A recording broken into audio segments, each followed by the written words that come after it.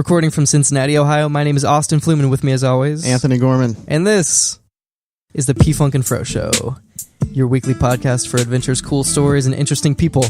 This week's guest is Nick Campanello, a classmate of mine in Rising Sun High School. Nick came out of the blue with one of the best elevator pitches I've heard in my life, Anthony. Yeah, it was pretty good. Very successful since high school. So tell me a little bit about Nick and what he's done since high school, Anthony. He sounds like he's always had a love for entrepreneurship. Started young in an industry and had the energy and know-how to actually leverage that energy. Make things happen, yeah. Right, and it sounds like he's rocking it right now. Yeah, I was definitely super motivated. Yeah, I was actually motivated. Yeah. Like, in the second half, it was more entertainment. Yeah, Talked about his Las Vegas trip during the Super Bowl. Yeah. It was pretty wild. Classic Vegas stories. Got a headache just thinking about it. Just thinking about what he did. Yeah, right. Yeah. Well, they always say, what happens in Vegas ends up on the P-Funk and Fro Show. So, we hope you like Nick. Once again, join us, facebook.com/group/P-Funk and Fro. This will be episode 52. Enjoy the episode.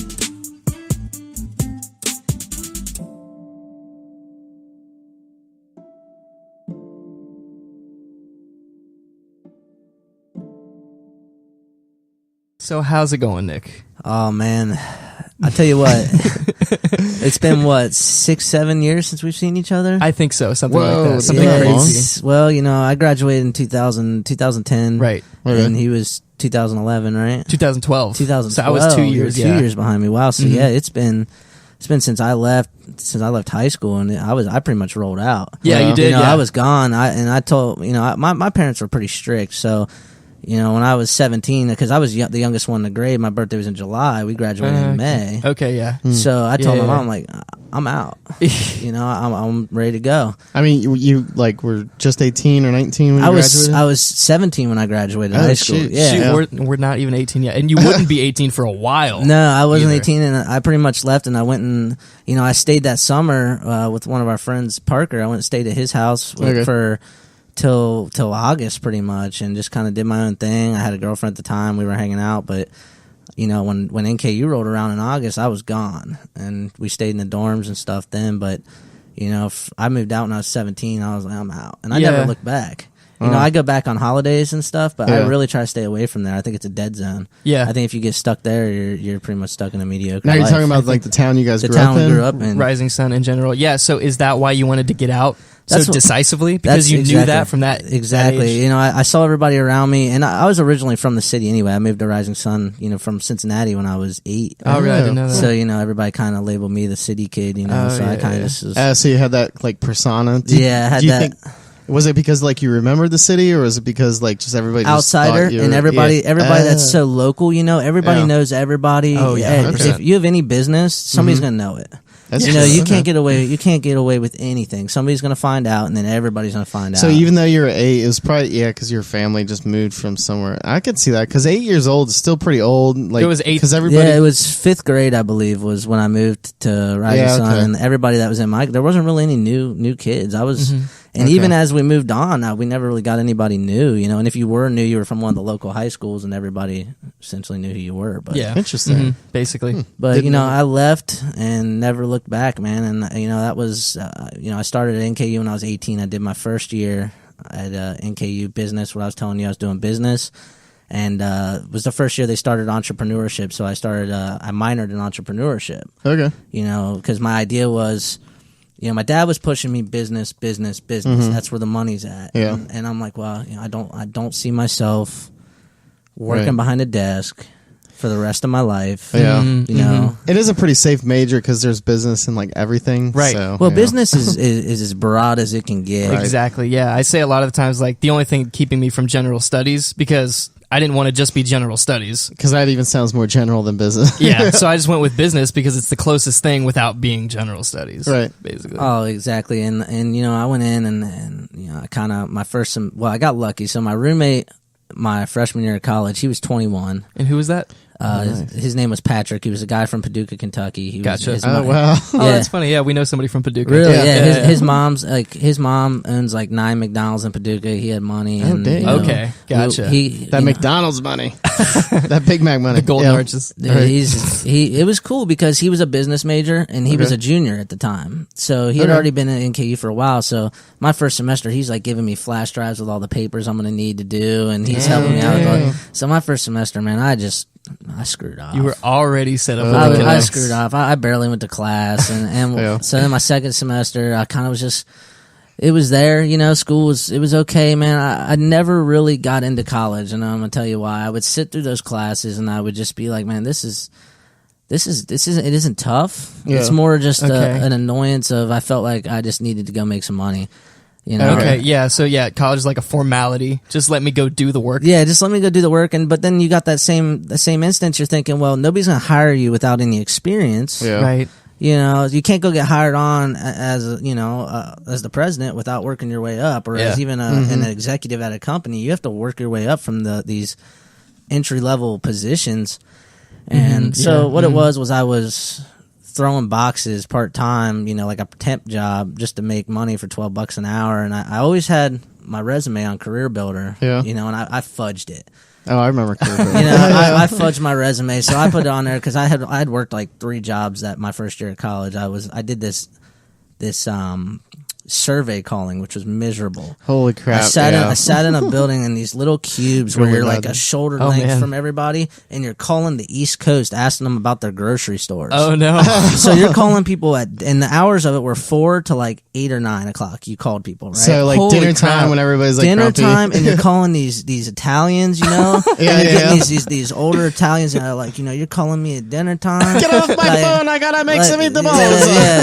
Is that type of Italians? Yeah, it was a little more aggressive than that, man. Like you're calling these mob guys, and I'm like, man, this is just listen, my buddy, buddy, listen. I'm like, I will kill you, buddy. I did it, and it was like running a mafia in there too, because they were like, don't talk to nobody around you. Oh my goodness, make the calls one after another. It sounds like a prison. It does. It was miserable. Not even metaphorically. The hours were cool though. 4 to 8. It was like 4 hours, and you only had to work like 3 or 4 days a week. You had to work like 3 days, and you had to work 1 weekend shift. So it was cool. It was right next to my dorm, but that's not bad. It kind of taught me, for the future. What? Just calling people and being able to take the rejection. Oh, you know what I'm saying? Just rejection in That's general. That's a big one, being able to pick up the phone, get cussed out, leave me alone, take me and put me on no call list, whatever, and then having to pick up that phone again and be like, just letting it roll off. Let's do this again. Let's do this again. And you'll hear that 100 times a night. So, that summer, I'm throwing boxes, and I had my resume out, and I hadn't really messed with it in a while, and I got a call from Total Quality Logistics over in Eastgate. They just they called you. They called me. One of the recruiters called me, and she's like, hey, I saw your resume, looks all right. I'd like to do a phone interview. I'd like to set up a phone interview tomorrow at 1 o'clock. And I'm like, okay. And she's like, here's what I need you to do. I need you to get me a 5-minute business pitch. It has to be about a company. It can exist. It cannot. Right then and there. She was giving me 24 hours. She's like, I need you to know what manufacturing distributing is. She's like, and I need you to, present me a business pitch. It doesn't have to exist. It can be something fake. It can be anything. She's like, but I want you to sell me on something. Okay. Dang. So it's like a test. Yeah. So it was a test. I want to see if you can sell me. And I sat there all night. And at the time, my brother started a few companies himself, and he had this company he was starting. It was like a Facebook for kids that were in hospitals with terminal illnesses to connect with each other. Okay. Oh, cool. So it was pretty cool. It was a good idea. It was just getting up and rolling. There's a website for it and everything. So I've known a lot about the business just because I've been around him as he's doing the business process of it. Putting the whole thing together. Yeah. And so I was like, I know it, and I'm gonna sell what I know. So she called back the next day, and we had we ended up talking for almost 2 hours. Man, we ended up talking for like 2 hours. And she's like, okay. She's like, I'll call you back if we're interested. 3 days went by, and I'm like thinking in my head, she had already told me, that's what I was telling you. She had already told me like the position pays $35,000 a year start plus commission. And for your first 6 months, you're in training, and after 6 months, you're in sales. And then from there, you have certain goals that you have to hit. So it took her 3 days. They called me back like, we want to bring you in for an in-person interview. Nice. And I'm like, okay. So they set a date. I suited up. I'm a 19-year-old kid. Yeah. Oh, at 19. I'm okay. 19. I'm a 19. So is this your first official? This is my first official job or job interview. Yeah. Like non-part-time. Non-part-time. Right, They just told me that I'm going to get a salary that sounded amazing at the time. $35,000 a year. You're 19 years old. You're like, and you start breaking it down, taxes and everything. Yeah. You're like, oh my god, this is like $1,000 every 2 weeks. Yep. Right. And I'm like, man, that's great money. I'm Right. only making like $200 a week. Sweat my nuts off in Right. the back of a trailer. Throwing down boxes. Yeah. So I go into this interview, and right when I walk in, there's a guy sitting there. Mm-hmm. And I probably should thank this guy because I probably wouldn't have got the job without him. He's like, you're getting ready to do your interview. I'm like, yeah. He's like, well, just go in there. And he's like, they're going to ask you a lot of stuff. He's like, but just keep talking about how you want to make a lot of money. And I'm like, well, of course I want to make a lot of money. He's like, well, Right. they want to hear that you want to make a lot of money. So I'm like, okay. So I Because started. they make a lot of money, right? Well, the idea is, as a salesperson, if you're not wanting to generate hundreds of thousands of millions of dollars a year as a salesman, why would you do it? Like that's her whole purpose, basically. The whole purpose is yeah. to just pound it down, make a lot of money, and everybody makes money at that point. That's right, You yeah. make money, and they make money, and everybody makes money, and they can walk in the door and be like, yeah, that guy's doing $1 million a year. Right. So I go into this interview. They're like, "Oh, by the way, we want you to." They gave me a blank map, and they're This like, is very intriguing to me because I've had a friend actually work for this company. The same company. Yes. "Oh, I know of this company. they've hired thousands of Cincinnati people just trying to get them in the door. It's like Wow. they bring them in like a herd of cattle and just hope that one or two stick. Really? Yeah. And I hear it's tough. It's very tough, and we'll get into that in a minute. So, Sorry, yeah. no, you're right. So they hand me this blank piece of paper, and they're like, "Oh, it's a map," and they're like, "Write all the states in," and I'm like. Oh shit! I'm like, That sounds like an abstract P&G test. I'm like, I haven't done. It's actually kind of related to the job, I think. Right? I haven't done geography since the 8th grade. I haven't had to do a map test. So I mean, I did it, and I'm pretty sure I got them right, but I don't know if it even mattered. Right. And they were like, oh, they had me the night before. They had me bring in a list of manufacturers and distributors. I had no idea what I was doing, but the idea behind that was what I found out was, to do the job, you had to be able to do research. So I'm going into this interview. We do the little test, the little paperwork, and they sit me down with these people, and they're like, "Oh, get on the phone and call this truck. Like, ask them a question, like about the job. It was, are you available? Are you empty, ready to go? Because the job as a 3PL, what I do for a living is, I guess I should say that is, I'm a middleman between a customer and a carrier, trucking Got it. company. Okay. So if P&G calls and says we have product here at our Cincinnati warehouse and we need to move it from here to Miami, Florida, they call somebody like me and they're like, how much is that going to cost? So then I go to my group of carriers and I'm like, hey, how much is this going to cost? And then I mark it up for whatever I think is fair. And I go back to them, I say it's going to cost $2,500. And then I'll go back. They'll be like, okay, do it, book it. And I'll go back to the carrier and be like, dude, they're only going to pay 21. So it's like a transportation brokerage. Yeah, Transportation that's what it sounds brokerage. like, yeah. Exactly what it is. A third-party logistics brokerage. So Okay. that I was calling these trucks for these people. They threw me in the fire. It turned out to be, a 4-hour in-person interview. Oh, 4-hour in-person interview at 19 years old. Was it like a panel or? It was. I had to meet with like the vice president at TQL damn. at the time Jeez, because they were a Louise. little smaller. Yeah. I had to, this is 2011. This is Okay. only a year fresh out of high school. Yeah. I did college, but it was like I wanted to make money. I was at that point. I had my own apartment, Okay. so I'm like, I need to make money. Mm-hmm. And I went through the interview. I walk out. I'm sweating. I'm nervous. Yeah. Like I had just been thrown through the ringer. I'm like, there's no way I got this job. Right. No way. Yeah. I was all excited too. I was all pumped up. Like, there's no way I can go back and throw boxes after this. Like, Yeah, because this is like the big shots. This is now. like the big shot. You've seen the alternative. So it's like 3 days later. I'm sitting there and I get the call and they're like, we want to hire you. And they brought me in, and like I was telling him, it was us and a class of 66 other potential employees, or Wow, actually that's a 66 big- people they hired. yeah. So they hired 66 people total. They hired 66 people in my hiring class, and they did that like every 2 weeks, every 3 Yeah. weeks. They were bringing in That's a what new I've hire heard. class of like 60 people. Because it sounded like back in the day when I was hearing it sounded like only a few people could actually like survive and like actually thrive. Retain. So they hire a huge mass of people, but only retain the people that seem to prove their worth. Yeah, and my buddy had beginning. been with the company for, I want to say probably a year and a half at least, which sounded like a long time. A year and a half. So here's the thing. I was there for 2.5 years, and Wow. and I sat on my team. So I came in, and I saw these people around me. Instead of getting nervous, instead of thinking, well, this is intimidating, I'm Right. like, you know what? I'm going to be better than everybody that's in here. I'm going to prove that at 19 years old that I can do this job. That's like the best way to look at it. So, yeah, no doubt. So I started, I was benefited by having a really good person that I worked under, because you start off as an assistant for somebody, and he was great. Mm-hmm. You know, we were friends. We're still friends to this day. He taught me a lot. You know, he had a master's in business, you know, from Dayton. And he was, you know, working next to that is intimidating a little bit, because I'm 19 years old, right? And they just stuck this kid, you know, to work with him, and he's probably like thinking in his head, well, I got my master's, like, and they just hired a 19-year-old kid to work with me. Now I've got to deal with this. Yeah. So I took it upon myself to just learn everything I could as fast as possible. I learned the system, the software in 2 days. You know, I was already booking trucks for him, making his life easier. And That's awesome. Oh. You know, you're technically not even supposed to start sales, like calling out on customers for like 4 months. You're supposed to be an assistant. Yeah. So he let me do it early. So I actually had a couple customers going into sales training. So from that point, I actually broke the records on my team at the time for fastest to hit these certain goals you're supposed to hit. Wow, that's awesome. So I broke like 2 or 3 records on the fastest to hit these sales goals, and then, you know, after 6 months there, I blew. You know, I was making money. I probably made them in a year's time. I probably made about $100,000 in sales total, which it sounds like a lot, but in that industry, it's kind of not, because you have to pay for your salary, your seat, $35,000 a year. There was a draw, which was so complicated I couldn't even understand how the commission structure worked. But, so what you made in a year comes out of your pay? So I never even saw a dime of that money that I made. Whoa! Yeah, I never saw a dime of $100,000. Do you work there now currently? No. Before I start asking other questions, okay. No, I don't. I left there because, you know, I was young, I was dumb, I didn't really take authority too well. I had a manager, the general sales manager that was for our team.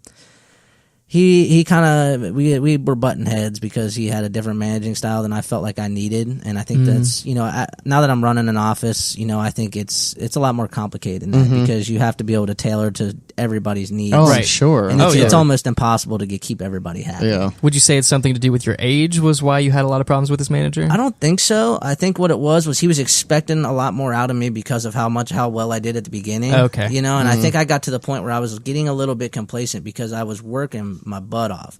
You know, I would come in at 7 a.m. And I would work till 9 p.m. at night. I'd order a pizza and I'd still be there at 9 p.m. at night. I heard people get, like, if a truck breaks down, they get, like, phone calls or whatever.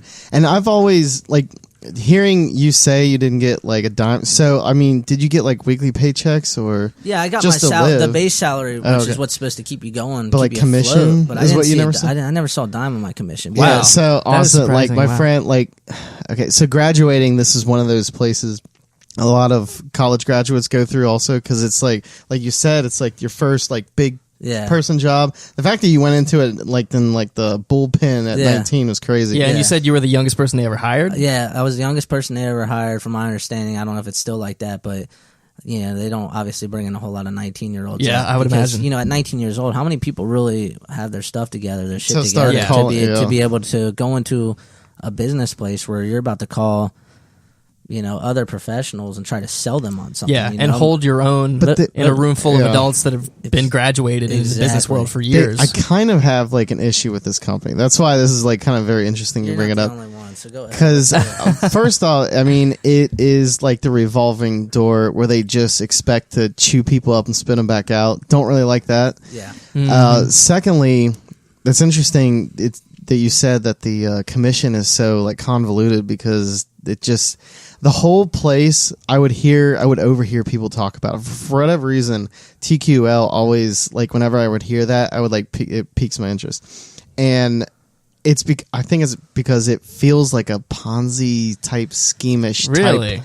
It's not. Don't get me wrong. This is not like a pyramid scheme, right? It's definitely a transportation brokerage company, but it just had like this like shadow of like shadiness. I see. Well, just like it's really bright and everything's great, but then just behind it is this shadow. We were like, wait, what is that? Yeah, you got like basketball courts and like cool like workout facilities and stuff. Yeah, but something behind the really scenes, weird is going on underneath. And it's nuts. Here's the thing: they have a full like grocery store in the bottom floor of their main office. So it's like, I could go there if I wanted to head out and I didn't want to stop at the store, and I could get a gallon of milk and a frozen pizza if I wanted to. So the idea behind that is keep the employees in their seats. You don't have to leave. Oh my keep God, your employees in their seats. terrible. They have a full gym. They have the grocery store, and I will say this, you know, TQL was great. I think, for a learning aspect of things, I think I learned more there than I had, because I've worked for 3 logistics companies now doing the same thing. And what I learned at the first one at TQL was great. For what I guarantee, every place that I've been now, I'm the most knowledgeable out of everybody that's there, because of all your experience. Yeah, because of the experience, because of the training. You do a lot of classroom training.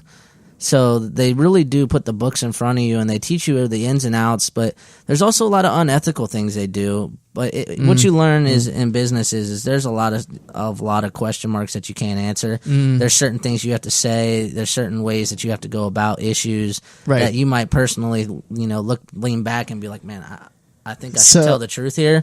But I can't, because there's a chance I'm going to lose my business. Wow. If I say the wrong thing to this customer and they're not happy about it, I could lose everything. So I'm going to try to work around it, beat around the bush a little bit. So they kind of, teach. I mean, do they flat out want you to lie about things? Or I don't think it's almost just like things? giving things a certain spin. Yeah, that's exactly what it is. I wouldn't say that they want you to lie, because I don't think that lying. They obviously push integrity as their business model and all this, and the good ethics. But I think wherever you go, if you want to make a lot of money, you're not going to make everybody happy. Right. Yeah, true. And it's kind of, you kind of have to take a personal look at yourself and say, am I okay with this? And if you're not, and you're not okay with... The reason why I asked that is because it sounds like you had a struggle to get to that point. Oh, man, it was a lot of work. I stressed myself out. Well, I mean, like the decision to go down the route of like, should I say this to a customer? Usually when I hear that, it means it's something that deep down you feel is wrong. Yeah, and I think, and at that point, because there's so many employees there, right? Yeah. There's so many employees there that getting customers was very difficult. It wasn't as easy as it was back in 2000. So it was like a piranha pit or something? You were calling these mom and pop places trying to get business off of them, and you were pounding the phones, and you would never get anywhere. Because all the Krogers, the Walmarts, all the big companies, they're gone. Yeah. Everybody who started in 2000 is making $1 million a year. Oh, I see. And they're loving life. Right. There's always a couple guys on your team that are loving life. There's a couple guys that are making 60, 70, 80,000. They're okay with it because, they got benefits and everything. And then there's the rest of us who are just pounding, just killing ourselves, stressing ourselves to the max, trying to make it. Was there like big politics? Because I heard that if you worked at politics there, you could get those big accounts or get under someone that had it, and that's when you start really cranking.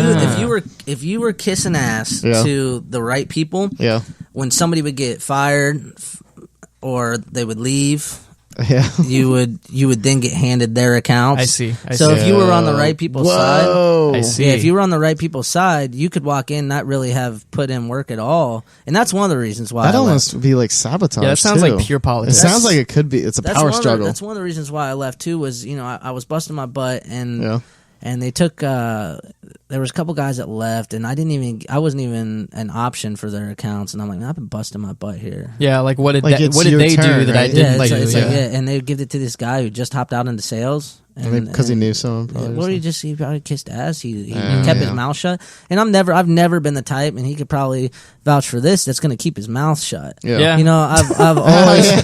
I've always had an issue with not necessarily authority. I respect people in high positions, but I'm also going to voice my opinion, right? Whether you like it or not. And I think that's one of the issues is I started voicing my opinion. The second I started doing that, they started making my goals harder. They started making my and I could tell that my bosses, people were putting pressure on him.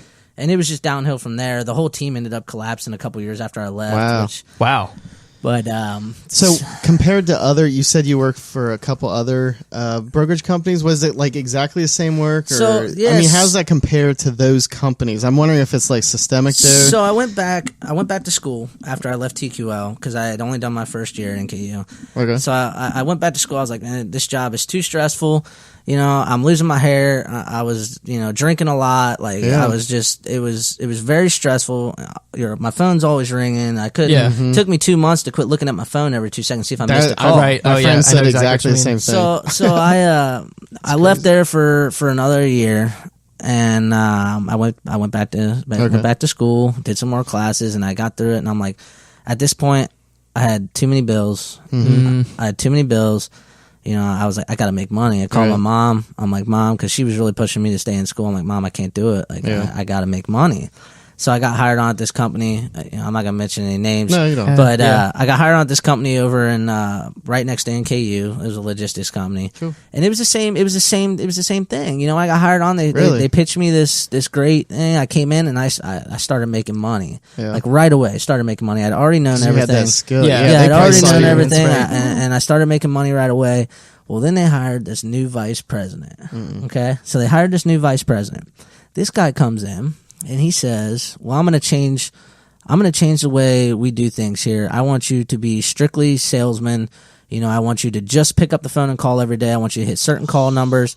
And my whole thing with TQL is a lot of the guys that make money, they put in their time, and then they got to kind of sit back and relax a little bit and just maintain their accounts, maintain their business, make six figures a year, enjoy their life. Yeah. Well, what this guy was trying to do was take that away from you. He wanted you to just call. So he took the ownership away from the actual person acquiring. Yeah, Wow. and then they were just going to take They were just going to take my business. So I would just go get the accounts, and they were going to take it, hand it off to somebody else, and they were going to make all the calls. Like, kickback. Just even more control. Yeah. I was going to lose all control of everything. They just wanted me to get all the business and then just give it away. Which is they're taking away what sounds like you liked the most about your job in the first place. Yeah, was which your is ownership over everything. Maintaining my account, maintaining my clients, getting to know them on a personal level is something I really enjoy. I know how many kids they got. I know what they like to do on the weekends. We talk on holidays. I had a customer call me at 9:30 this past Saturday, and we talked for an hour. Wow. 9:30 a.m. on a Saturday. It's probably why you had as much success as you did. You think they'd lose business from that in the long term? Well, that just seems like such a short-sighted business move. On top of this, they get you to sign these non-compete agreements,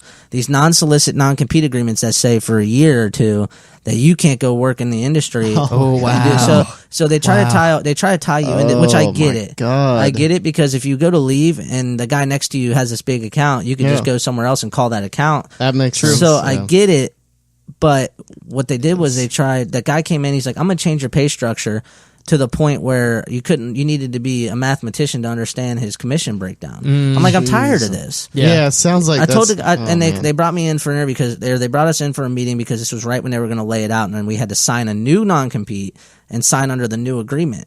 And I went into that interview or that meeting, and I'm like, guys, I'm not going to do this to myself. First off, and I did the math for him under his new plan. I was like, so within 2 years, you want me making $2.5 million in margin, which is ridiculous. $2.5 million in margin. So that's that little breakdown I told you, that I would bill 25 and pay a truck 21 and make $400. The $400 is the margin. So he would want me to do that for $2.5 million. And I was like, so I do this breakdown. And I'm like, wait a minute. So you're going to pay me after my commission breakdown $90,000 to $110,000 a year? I'm like, if I go to any other agency in the country, I would make $500,000, if not $1 million, making $2.5 million in margin. Right. I was like, so what are you going to do for me? Right. Well, we're going to be able to give you more support. And I said, prove it. Yeah. Well, we can't. And I said, I'm not signing anything. Right. Like, so you're leaving? I said, yeah. So I left and I signed on as an independent contractor for another company.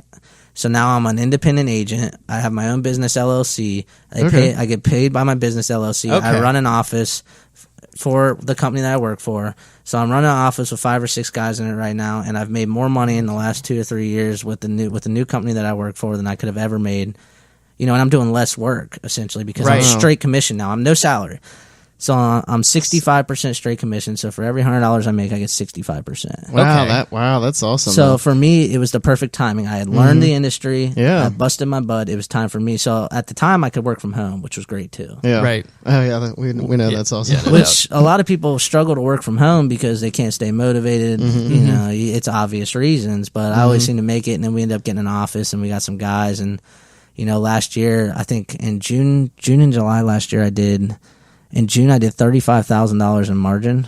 Wow, in June. So take 65% of that in a month. That's awesome. And then I followed that up in July with $25,000. So in 2 months last year, I did whatever that comes out to be. Yeah. But I was getting these paychecks for a week. I get paid weekly. I was getting like $6,000 checks in a week. And I'm looking at these checks. I'm like, these are real. Oh my God. Yeah. Like, this is how easy it is to make a lot of money. Yeah. It's not that easy, but if you put in the work early, and I'm only 24 years old, You know, and I decided, you know, I'm not going to party. I'm going to make money. Yeah. You know, I figured I'll party later. Right. You know. Well, I mean, once you start seeing like that type of income, and you don't want to like mess it up. So you have more time. I'm working less. I'm not as stressed. I don't have anybody breathing on my neck because I know if I don't make money, if I don't make a sale, then I don't get paid. Right. It's a whole different game than somebody standing over your neck. Hey, guys, you know, let's get to work here. You know, you've been sitting in your office all day, dude. Now you're going to come out and say get to work. Right. Yeah. So it's been great. You know, it's sounds way more fulfilling than those last two sound like absolute nightmares, and this one sounds like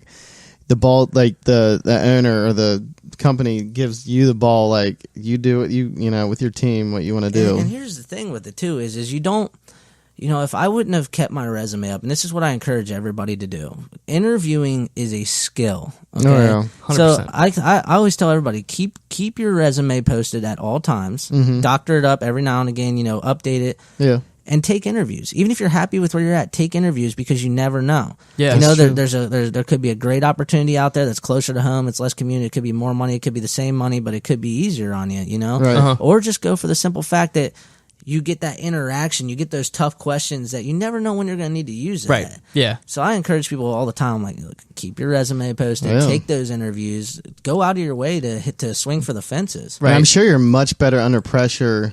Because in interviews, it's all like pressure questions, 100% and timing, pressure, and like how do you compose yourself. And here's my thing with interviews, you know, especially having a job and going into an interview, who's got the real ball in their court at that point? You do. You know what I'm saying?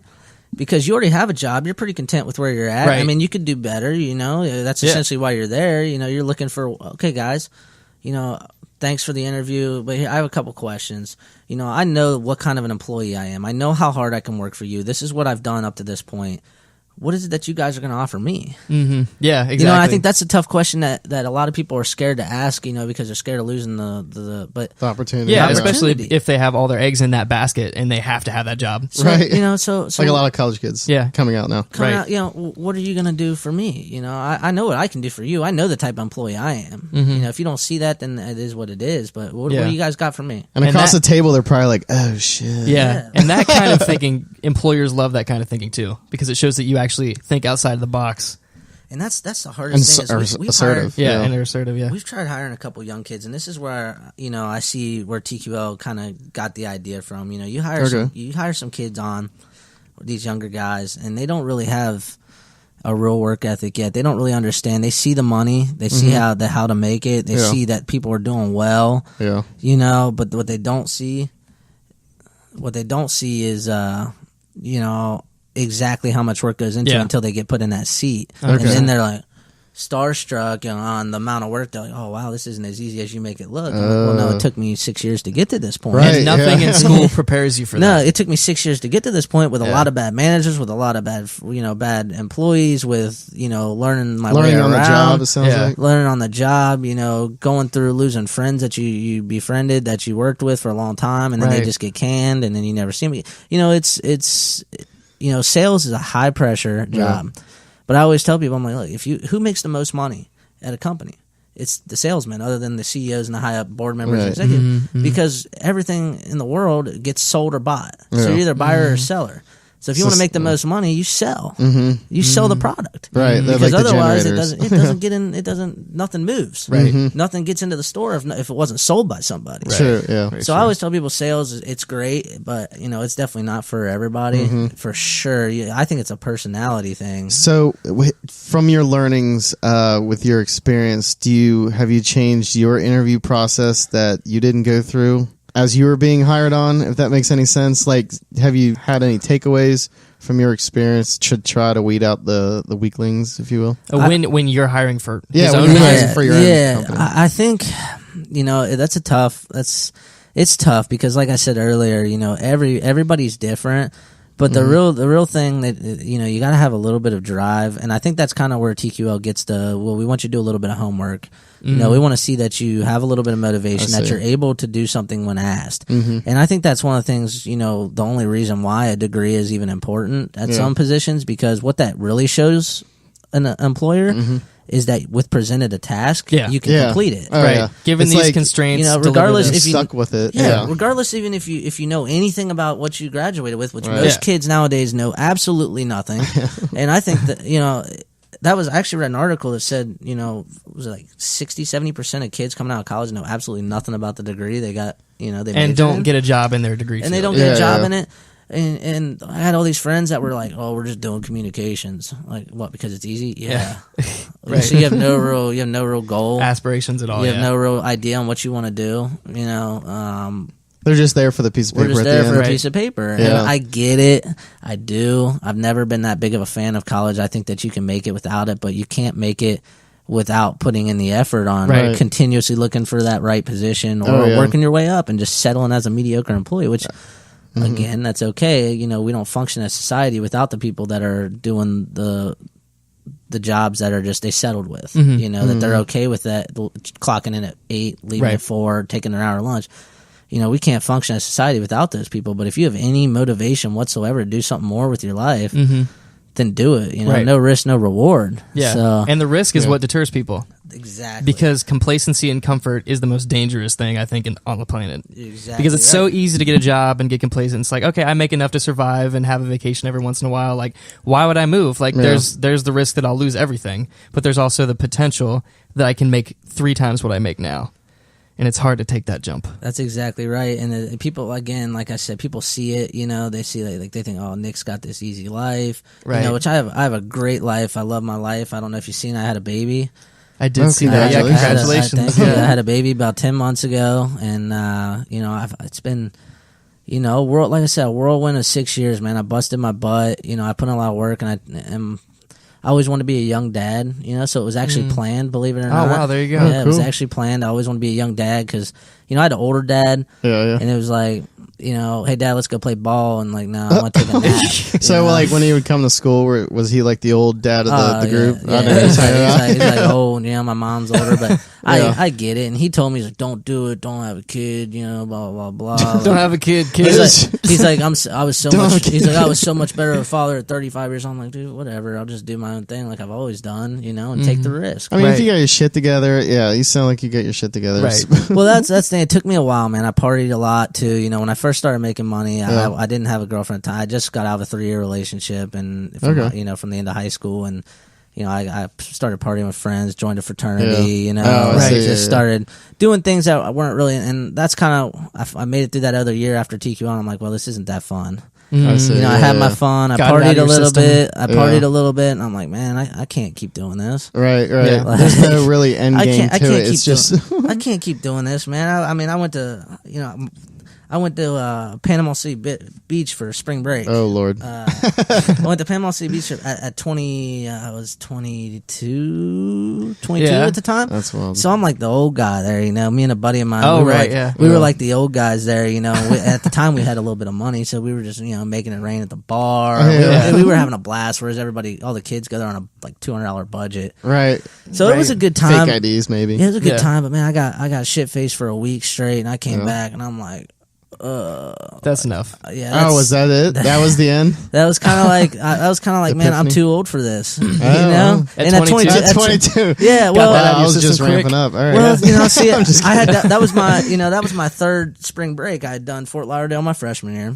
Okay. I had done Panama City the year after that, and then Panama City again. So you like blast them out, yeah. So I'm the type that I got a video on YouTube. I'm the type that's breaking beer bottles over his head and stuff like that. Just the life of the party, just getting stupid. And, I'm like, man, I just got to make some money. I got to settle down. Yeah. I got to get back into the groove. So I got back in the groove. I met my fiance. We're getting married in October in Vegas. Nice. Congratulations. Yeah, thank you. Yeah, we're getting married in Vegas in October. And it's going to be fun, man. We actually just got back from Vegas. In Super Bowl weekend, we went out. Yeah, and you said you had some great Vegas stories, right? Dude, so let's take a quick break. Right. And that was Nick. That was the first half. That's his entrepreneurial kind of career. Whirlwind, yeah. Yeah, it was a lot. Yeah, no doubt. We're gonna come back here in a couple minutes after this cool tune with some Vegas stories. Nice.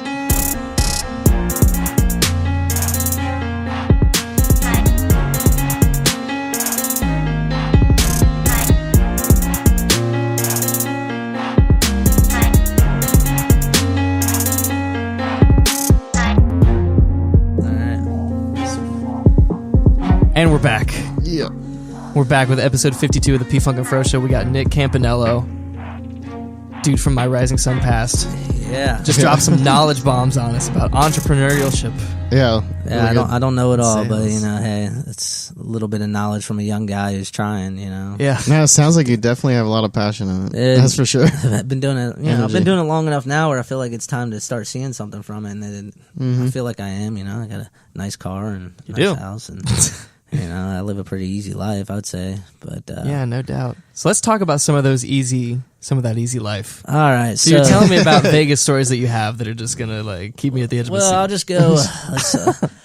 I went out to Vegas. Let's see. We went out in September for a work trip, so it was kind of more business than it was. Was it like play. a convention or? It was like they brought everybody from the company out, and we did. We had like one meeting that was scheduled for Saturday, and they did like a full open bar one night for us to meet all the people that are behind the scenes that do a lot of accounting and stuff like that. Oh, I see. And it was my first time in Vegas. I don't really like flying. We're flying Allegiant. It was the best. We're flying Allegiant. We fly out. We get there, and I'm like, I'm in awe, man. Las Vegas. I don't know if either of you guys ever been. No, not to Vegas. No. Oh man, I'm telling you, Vegas is the most incredible place I've ever seen. And I've been, I've been a few places, but what I'm saying when it comes to, if there's something that you want to do, if you have a little bit of money, you can do it in Las Vegas. And from anything from, it's just not gambling. I mean, you can, there's all kinds of shows and stuff like that. Yeah, because I'm not a gambling person. There's all kinds of shows and stuff like that, but you can go, you can do helicopters, you can do rides, you can do, they got it where you can go out in the desert and shoot 50 cals and blow up vehicles. Well, what? That's awesome. Yeah, you can go out in the desert, shoot 50 cals and blow up vehicles. You can go to the dunes. You can do all kinds of stuff. So we went out and we flew in, and it's a Thursday, so it's still like a work day. So we had to work. I had to work that Friday. Well, I woke up. It was like 3 a.m. Right, 7 a.m. here, so I'm wide awake. We go eat Denny's. We come back. Oh yeah. We come back. That's where I really saw, what Vegas was like. So we go out at 3 a.m. to go get breakfast. On we're not Friday. This is Friday at 3 a.m. their time. 7 a.m. here. 7 a.m. here. Yeah. And I got to start working probably about an hour. Oh no! So you see the night, yeah. So it's dark, and we go get breakfast, and we come back, and man, there is probably 200 people standing around the bar, and we're at the New York casino, and there's probably 200 people standing around the bar just partying at 3 in the morning. 3 in the morning. It was like 3. It might have been 4. It might have been 4 a.m. after we ate. And then these people were just, and it's all like older, middle-aged, older people, just having a ball, just partying, just hammered drunk, 4 a.m. And I'm like, oh my God. Like, that would be interesting to see, because that's the tail end of their night, and you're just starting your day. You're just emerging from this Denny's. Freshly breakfast. So I'm at this point, I'm still in awe. And what I would recommend is, if you're going to go with somebody who's been. But, so I'm in awe. The guy that was with me, he had been once before, but, he hadn't really done a whole lot. But so we went, and like these guys are partying, and I start work at like 7 a.m. I tried to get rushed through all my work to kind of just walk around a little bit, but it was September. It was like 100 degrees in the sun. And we got to see a few things. We went and drank. We partied. We partied with some of the people from work. That Friday night we went to a titty bar.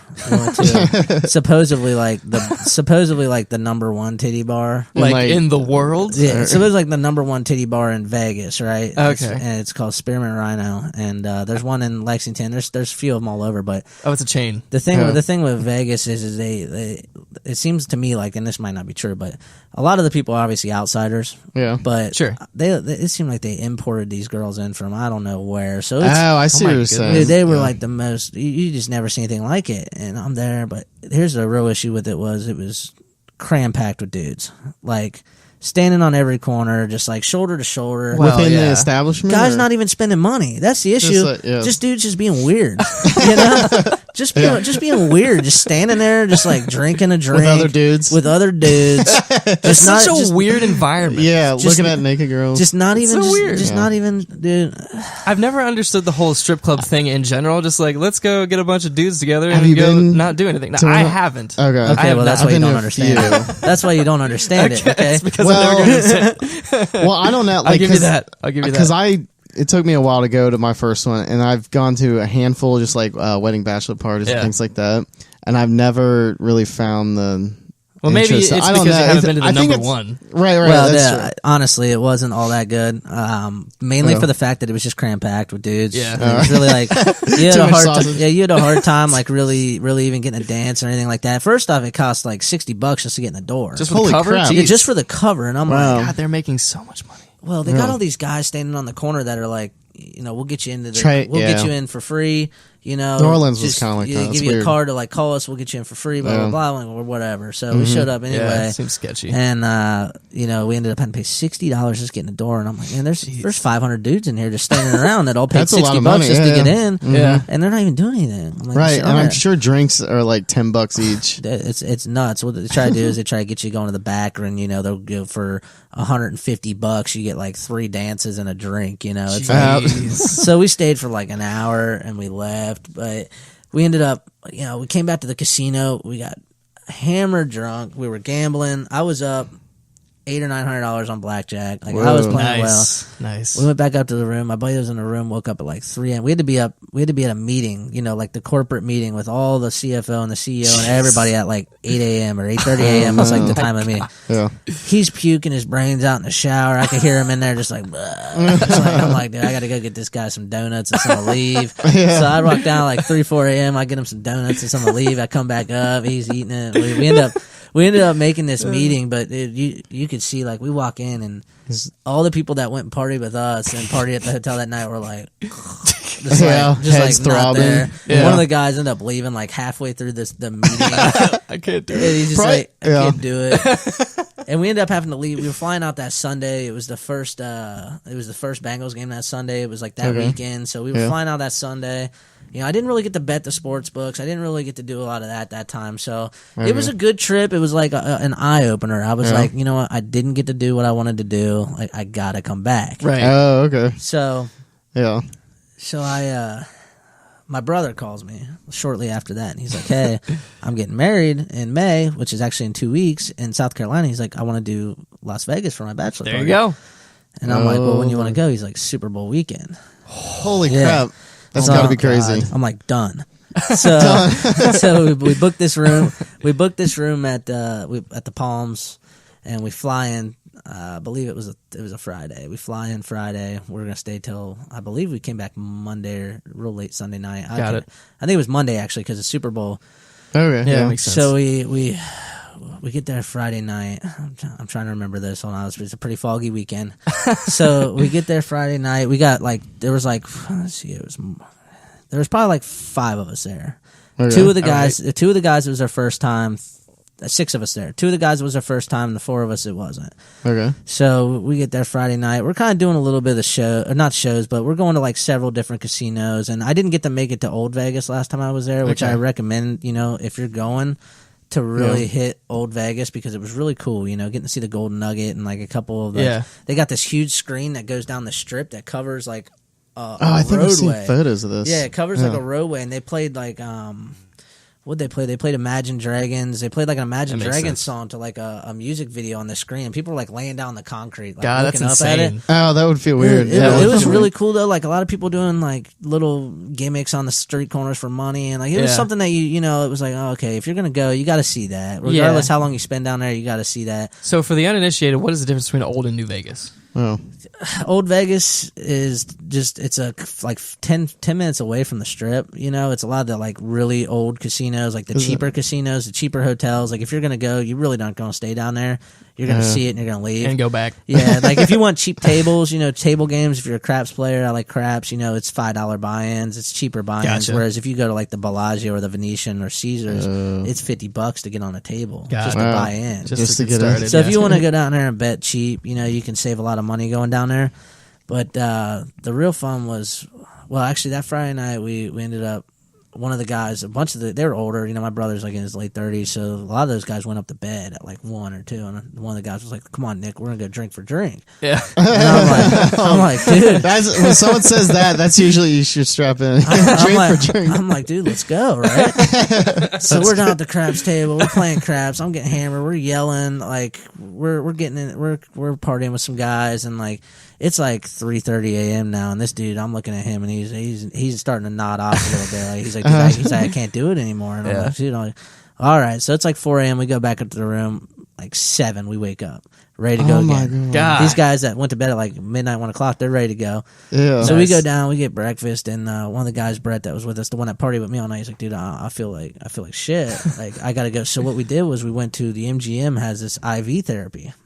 No way. So yeah, it's IV therapy. So you go, we walk in, right? We walk in, right? We walk in, right? Sketchy as hell. They got like a nurse. Like it looks nice. Like you got couches and stuff. Yeah. It's the MGM, and everybody's sitting on the couches, like like they're How is this done. legal? They're done, right? So we had to wait like an hour, and they called us both in. They strap our arm up. They stick an IV in you, right? Dear and you go sit on the couch. They turn on ESPN. You kick your feet up, and for a half-hour drip, dude, you feel like $1,000,000 when you walk out of there. You feel brand new. That's crazy. You feel brand How new. much was that? This whole $150. This whole Okay. city is set up so that you do not stop ever. And it Oh seems my like they God. pump oxygen into those casinos because you're wide awake. Oh yeah, they do. Yeah. Oh yeah. So- And 100%. is it chillier? Is the air it is conditioning up? because there's a lot of people in like each one. Oh Yeah. yeah. So we do this IV, and we went out that night. We were drinking. This is Saturday at this point. Super Bowl's next day. That's kind of what we were really there for, was the big Super Bowl. Yeah. So we're there Saturday. We're partying. We go out Saturday night. We're just hitting some casinos on the strip. And man, at this point, I'm pounding Vegas bombs. I don't know if you've ever had a Vegas bomb. It's Never like heard of my it. favorite shot on the world. What is Explain. it? Yeah, Explain what what this entails? is. It's I don't even know what's all in. It's like peach schnapps and Crown and Red Bull, and that might be something Taste else of in it. heaven? Oh, dude, it's great. It's great. And at this point, I probably had like 12 or 13 of them. It's going on. It's and I'm drinking gin and tonic and like shots. I'm pounding both because As your in chaser, Vegas, gin and tonic in as your Vegas, chaser? drinks are free. As long as you're gambling, wow. drinks are free. So they're Oh, going to wow. keep coming up asking you like, "Are you That need a would be a drink?" problem. Right? So they just keep funneling us drinks. We're at the craps table. We're back to the Palms at this point. It's like 1. We're back to Palms. Everybody tails off on me. At this point, I am so drunk. I'm like, no, I'm staying.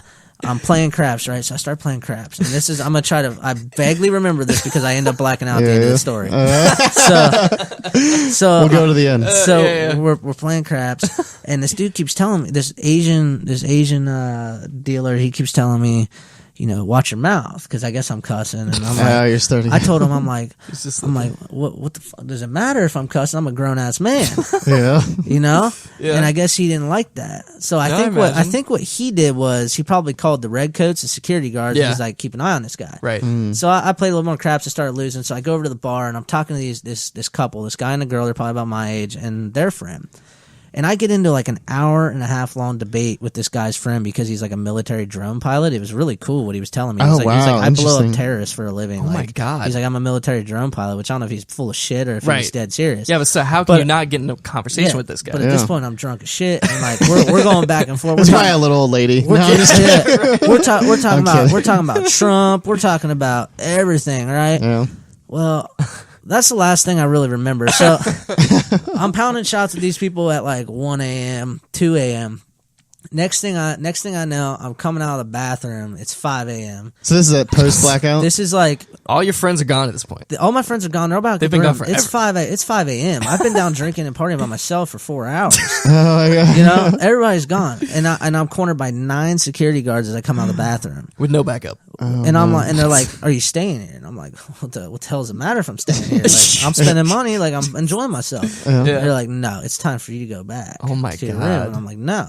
Oh, Right? crap. So I end up getting escorted back to the room at like 5 a.m., 5:30 a.m. by 9 security guards at the Palms. Oh my God. And I woke up the next morning at like 7:30 or 8 because Oh everybody my was God. getting Like up. a couple Yeah. hours later. And I woke up and all the guys were like, "You came storming in, like cussing, kicking shit over, like."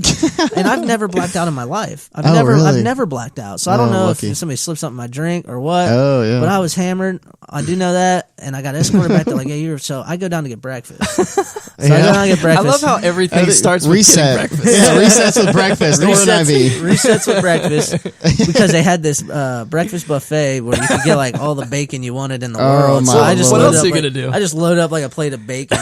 I'm walking back to the room, and this guy that works at the hotel, he's like, "Are they still fucking with you?" And I'm like, I look at him like dead serious. I'm like, "Dude, what did I do last night?" And he's like, "I don't really know." He's like, but they followed you around for like 2 hours. And I'm like, dude, I don't even know what I did. He's like, well, he's like, I think it was a slow night and they just want to fuck you. I'm like, dude, there was like 9 of them. Like, I don't know what they thought I was. But if you're like cross-eyed, I'm not like Wolverine or something. I'm not a big guy, you know. I'm like, I'm 5 foot 8. you're reasonably big. Yeah. I'm like, I'm 5'8". You know, I'm a little stocky, but I don't think I need 9 security guards. Like, Jesus, like you guys got really nothing better to do. I would have been. Are you flattered. sure it wasn't like 4 people and you're just like seeing double? No, I'm just kidding. It very well could have been, dude. That's what I'm saying. Like, I started piecing my night back together as I was walking by things that I saw the night before. That's how I remembered that they cornered me when I came out of the bathroom, because I didn't even remember that till I walked by the bathroom. Till I walked by the bathroom. I'm like, that looks familiar, and I'm like, oh yeah, that's where I got cornered. Yeah, it sounds like you blacked out. I think if you were drugged, you wouldn't remember any of this. Yeah, so I ended up going back up to the room. I look at my phone. I got like 4 texts from like random people. Like, oh man, it was great talking to you last night. I'm like, that's who cool. the hell are these people? I'm like, who is this? Did one say like Obama ISIS for you? I'm like, the drone guy. Yeah, the drone guy. Love drone guy. So I guess I'm giving out business cards or my phone number. Like people are texting me. I'm like, that's the best. That whole day I was useless. You know, that was going into. So was that Saturday night? Yeah, that was Saturday night. So we went into. This wasn't even Super Bowl yet. No, this isn't even Super Bowl yet. Oh my God! There's no way I'd last. Not even the bacon can salvage that. So at this point I got like 3 hours of sleep total between the 2 nights. So Sunday I wake up and I'm still good. You know, I think that I think that IV going into that night was what really helped me, because I think I was freshly fluided up. Hydrated. Yeah, I was good to go. I woke up next morning, I was fine. I went to this oxygen bar the next day. I saw it. They're like, yeah, $10, we'll give you a massage and they'll hook you up to oxygen. So they literally literally hook you up to like flavored oxygen. Get you a little can like high. taste it, and they wrap around, they give you a little massage, and like they put you in a massage bed, and I think I paid like $25 or something. That's insane. Yeah, that's still crazy. Yeah. That's what I'm saying. Yeah, it's great. I always thought like, man, that'd be a good business idea. Let's start it around here, the IV therapy, really. But I mean, I'll go. Well, the oxygen bar thing started kicking off, but then it kind of died down. Yeah, the oxygen seemed to be a thing for a little bit. Didn't really seem like it did a whole lot. It was kind of just like nice. Really, I was gonna ask you that. Like, it didn't get you like, because like pure oxygen will get you really high. Yeah, well, I think it's diluted, it's flavored. Yeah, I don't really know what all was going on with it, but it was just a little bit, it was cheap, and I'm like, I need something relaxing. It seemed kind of like the new way hookah bar. Yeah. So we went back to the casino. At this point, it's Super Bowl day. Oh, my buddy, I guess, bought a case of beer like that morning. I didn't know. So I went down, I buy another case of beer. I come back, and we put all the beer in the sink at the hotel. Like, we're pounding beers. We go down to Hooters, because the Palms has the largest Hooters in the country. Well, you gotta visit that. And which is weird, because there's a Hooters hotel in Las Vegas. You would think that Hooters hotel in Las Vegas would have the largest Hooters, right? You would think. It does. No, the Palms has the largest Hooters, which I don't know if you this ever place watched. They probably did it just out of spite to spite the other Hooters place. But speaking of the Palms, that's where the Playboys parties used to always be at the Palms. And they actually did a real world. They did a real world Las Vegas was at the Palms. I don't know if you guys remember this. It was like it was a while ago. It was probably 10 years ago. They did a real world that was actually at the Palms. They always showed them partying at the Ghost Bar and stuff, which is pretty cool. They got this big patio that's like 50 floors up that goes out and it's glass and you can see out. That's awesome. But cool. So we're Super Bowl. We had 11 buckets of beer. I bet like almost all my money on the Falcons, like several different ways. We're all getting hammered drunk. Like, this is the recent one, right? Yeah, this is the recent one. I'm sitting there like, we're all thinking we're sitting pretty, because 9 out of 10, 5 out of 6 of us bet on the Falcons. Yeah. So I think I'm sitting there sitting pretty. Yep. And then bam, fourth quarter, everything 10 minutes happened. I'm just like, I ended up losing $1,700 in like that weekend. Oh my god! Let's see. But I couldn't imagine, like, the dude in front of me at the sports book, he bet $9,000 on the Patriots. I'm like, that dude must have been sweating bullets. Yeah, no kidding. The whole time he must have been sweating bullets that whole game, like until the end. Yeah. But man, it was a good time. We ended up that night. We had 11 buckets of beer between the 6 of us, and one of them passed out because he was drinking beer up in the room for a while too. But we ended up. I woke up Monday to get the flight, and I'm just like, I haven't slept. I had to be at work Tuesday, but it was. Oh my god! It was. I would have to take. Well, here's the thing: is I had to turn around on that Thursday and fly to Little Rock, Arkansas. So I came back in from a bachelor party where I got 3 hours of sleep. Your circadian You're giving rhythms me a just headache right now. don't exist. This story is giving me a headache. I feel like I'm getting hungover right now. I tried to go. Residual hangover. I tried to go to. I tried to go to work the next day on that Tuesday, and my buddies were like, "Hey, let's go to the bar." I went there. I had one drink, played a game of pool, and went home. I couldn't do it. Your liver was like, "Nope." You don't understand what I've been through. Yeah. But Vegas to me, man, it's like it's like spring break on steroids for adults. You know, it's like it is something else, man. If you want anything you want to do in your imagination, you can do it in Las Vegas. Like if you got a little bit of money, you can do whatever you want. Yeah, and just the few things you've listed, I've never heard Las Vegas has had. Because I'm thinking like gambling, drinking, drugs, all this kind of thing. I've never even heard anybody say that I can blow up a truck with an you can RPG. go out and shoot 50 counts and do shoot all kinds of guns. I guess it is the desert. Anything you want to do in the desert. Yeah, you drive 10 miles out, you're in the desert, you know, and there's also, it's pretty close to, the dam and the Grand Canyon. You can go do all kinds of stuff out there. That's true. You know, it's kind of just nestled in the middle of a canyon, you know, everywhere you look, there's mountains around you. Oh, that's they nestled crazy. this gambling city in the middle of nowhere. The desert, and and the weather's good, and it's crazy, man. Las Vegas is a blast, and I'm going back out. We're going back out at tomorrow, July. We're going back out for my birthday weekend, just to have a weekend out there to kind of get the wedding stuff, planned out. Yeah, and makes get that sense. done, Right. and then we're flying out for a week. We're gonna do the wedding October 7th, so we're flying out the 5th, and we're going to stay like a whole week out there and do the wedding and honeymoon and everything out there. That's awesome. So kind of combining it, a little cost saving, and I mean, it's going to be fun. Yeah, plus you said everything's out there. Dude, it's like, that's what I said. I love Las favorite Vegas. Place in the world. I'm telling you, man, if you want to have some fun, fun that you've never had, where you can just go and just regret every ounce of it, but never have to face it again. Like that. Unless you come on a podcast. Damn, unless you come on a podcast. What happens in Vegas stays on the P-Funk and Fro Show. Yeah. For the entire world here. That's friggin' awesome, though, dude. But what you said about going to Vegas with somebody that's been there before is, I'm hearing P-Funk and Fro need to go to Vegas with Nick is what I'm hearing. Yeah, for sure. You guys are welcome. We'll have to set it up. But you got to be able to hang. Because we're probably going to be up all night. All night. Because it's just how often do you get to do that? How often do you get to really let loose from the daily grind and go somewhere where you can just not have to think about anything, but just having fun. Mm-hmm. And as an adult, you're always paying bills, and you're going to work, and you're clocking in, you're clocking out, and you're dealing with bills, and to go someplace where you can just let loose and have fun and see things, and you're going to see all kinds of things you don't want to see too. You're going to see all kinds of things you don't want to see, but I guarantee. But that's life. Yeah, completely. You're going to comes with it. You're going to have the greatest fun, and if you're not a big gambler, it is what it is. But they got all kinds of like good shows, and well, it sounds entertaining, anyways. Because I like going to casinos, anyways, like with friends that do want to gamble. Just because they're so ridiculous. Just because there's a lot of noise going on. There's just a lot going on. People watching is crazy, right. but I can only imagine it's got to be like 10 times in Vegas. Oh man, when you're betting money too, like you're playing. My favorite game's craps. I'm a big craps player. Yeah. So when you got money laying on a table, you got somebody on a hot roll. And you start seeing that cash flowing in, like you're getting hyped, and everybody's screaming and yelling and having a good time. Man, there's nothing like it, especially if you can go make a couple bucks. Now, every dime that I made while I was out there, I ended up losing it. Getting it back somewhere. Thanks to the Super Bowl, Yeah, thanks, Matt Ryan. Tom Brady.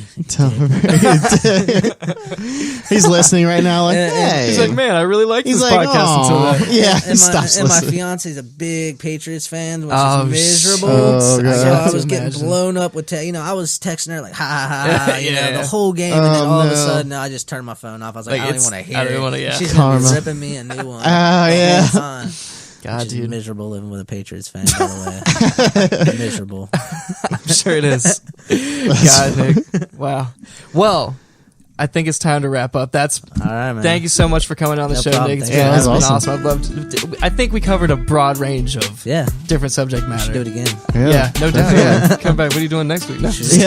Post Vegas. Every post Vegas trip. What happened? Who lost an arm? What's going on? Yeah, no doubt. Right. Well, this has been episode 52 of the P-Funk and Fro Show. We're going to come back at you every Friday on iTunes and Android podcast services around the globe. Join the Facebook group, facebook.com/P-Funk and Fro. Once again, this has been Nick Campanello. And until next time, we will see you guys later. Later. Thanks, guys. Yeah, no doubt.